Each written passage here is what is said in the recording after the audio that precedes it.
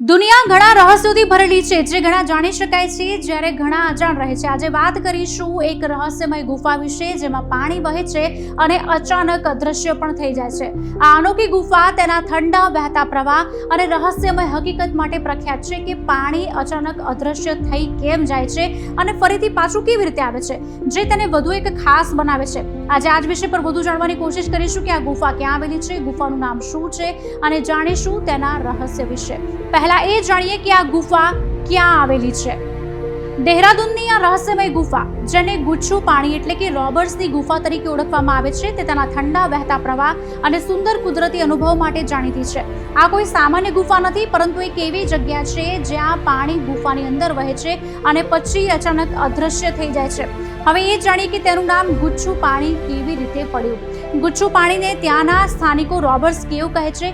ગુચ્છુનો અર્થ છુપાયેલ અથવા તો ગુપ્ત થાય છે. આ નામ અહીં વહેતા પાણી પરથી પડ્યું છે.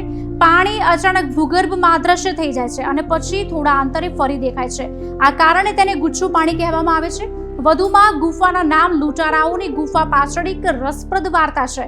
સ્થાનિકો પ્રમાણે બ્રિટિશ યુગ દરમિયાન એટલે કે 1800ની આસપાસ ડાકુઓ અને લૂંટારાઓ આ ગુફાનો ઉપયોગ છુપાવાના સ્થળ તરીકે કરતા હતા. તેઓ તેમનો ચોરેલો માલ ત્યાં છુપાવતા હતા.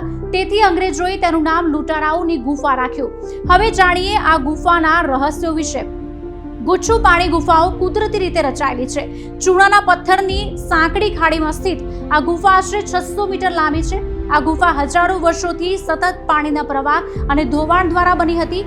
ગુફાની અંદરની દિવાલો અને માળખા પ્રકૃતિની ઉત્કૃષ્ટ કામગીરી સ્પષ્ટપણે દર્શાવે છે. આ ગુફા તરફ જવાનો જે રસ્તો છે તે પથ્થરોથી ભરેલો છે. ગુચ્છુ પાણી વિશે ઘણી વાર્તાઓ અને લોકવાયકાઓ પ્રચલિત છે. કેટલાક લોકોનું કહેવું છે કે અહીં વિચિત્ર અવાજ સંભળાય છે, જ્યારે અન્ય લોકો તેને રહસ્યમય માને છે.